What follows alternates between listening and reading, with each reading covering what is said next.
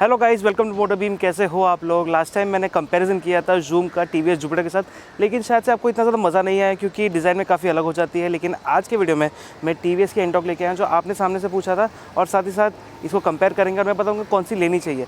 अब price difference देखें तो Xoom का करीब 96,000 ऑन रोड है, और इसकी TVS NTroq जो रेस XP इसकी प्राइस 1,20,000 है।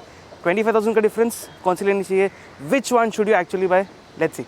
डिज़ाइन वाइज देखें ना, दोनों में सिमिलरिटीज़ काफ़ी सारी है। कलर दोनों एक दूसरे जैसा है, red and black finish, so it looks quite similar to each other, but then again there are a few differences that you can definitely notice. The headlight setup, the design is a lot different. Dual tone finish is definitely there, but this one is the only scooter in the market that gets cornering lights, so that is definitely advantageous in terms of night riding, but in daytime it is not really useful as such.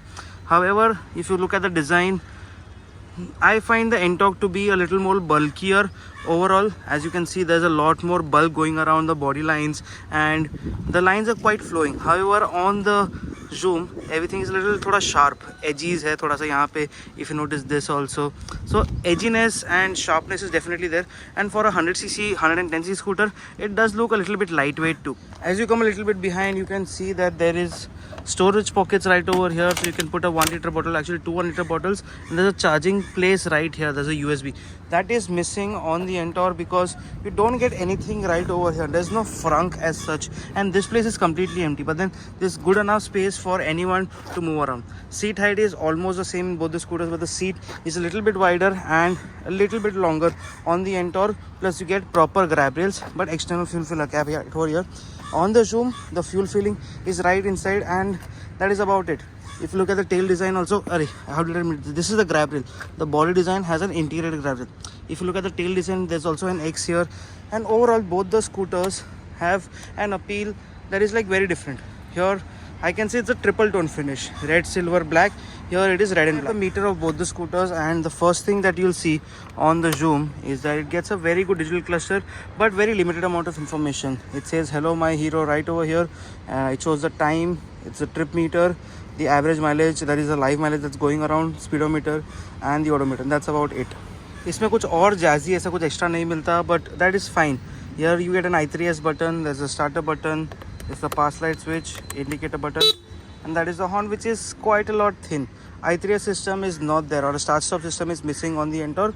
However, this is quite useful in stop go traffic, but then it shuts after like 5 seconds, 3 to 5 seconds होने के बाद it shuts. So by the time signal might open up or people might move ahead, here for that case you get a very good digital cluster, and this is the cluster we have been watching for quite some time. This gets race modes also, riding modes वैसा, and you get a ton of information. Here as you can see, trip meter, clock, odometer, hello Mr. Stark, that's what I've kept my name as, fuel gauge, plus a temperature gauge which is there. And then as you change the details, trip 2, this is the race mode, these are race stats, and then quite a lot of details. This one also gets connectivity features for the phone. The Xoom also gets it, and you get all the telemetry data from this to the phone. However, on the Xoom you get the X-Tech function, which is the Hero's tech connectivity function. Not much of telemetry data, but then connectivity features are there in both the scooters. Little bit better, tires are bigger, thicker. Let's ride them and talk about them a little more. अभी headlight का comparison कर लें तो NTroq की headlight ठीक है, high beam अच्छा है, जबकि Xoom का हाँ थोड़ा सा व्यू ज़्यादा अच्छा है, थोड़ा सा झुका मेरी तरफ. कॉर्नरिंग लाइट्स, ये फ़ायदे का काम है. जब फिक्स बॉडी लाइट होती है ना, तो ये फ़ायदे का काम है. So now we are out riding both the scooters, and as you can see, that is a 110, this is a 125. So performance wise, this one does it amazing because it has good enough punch.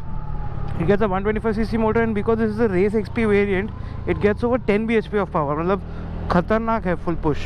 It gets over 10 Nm of torque also, 10.7 के आसपास. So performance wise this is mad, although it is a little heavy by say 10 or 11 kgs, but then again it is still quite quick for what it has to offer. So performance wise I'll give it to the NTroq.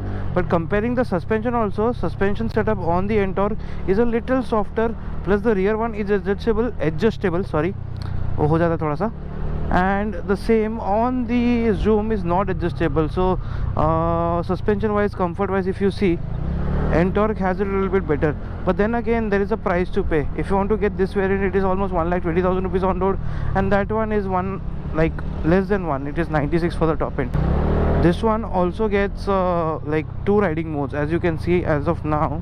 Sorry, it's a little dusty, but I see in this street mode, race mode. So yeah, that is also there. Better top speed also compared to all the others. Excellent. देखो मत, सीधा बाहर आओ.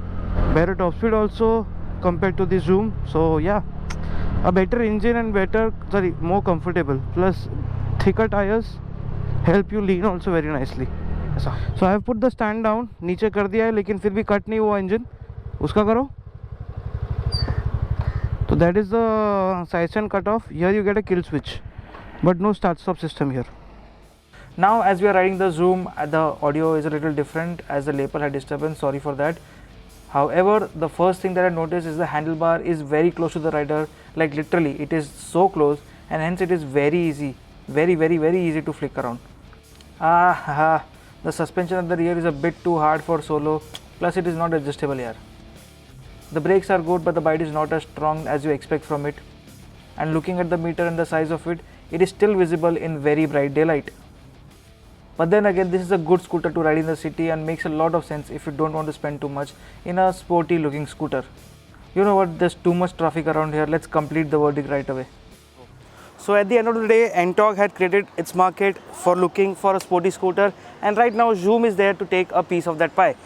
Dio from Honda is also a scooter which I should have compared, but then again, Dio is something that not everybody is buying nowadays. But Xoom and NTroq look quite a lot fierce, and in comparison, there can be the Razy R, which is again a 125. There can be the Suzuki Avenis, which is again a 125. But the sportier, affordable, but a good-looking option is the Xoom for the price. So if you're looking for value for money, the Xoom has it. But if you're looking for features, performance, and completely overall a better package that everyone has been riding for a very long time, TVS NTroq, best option है यार.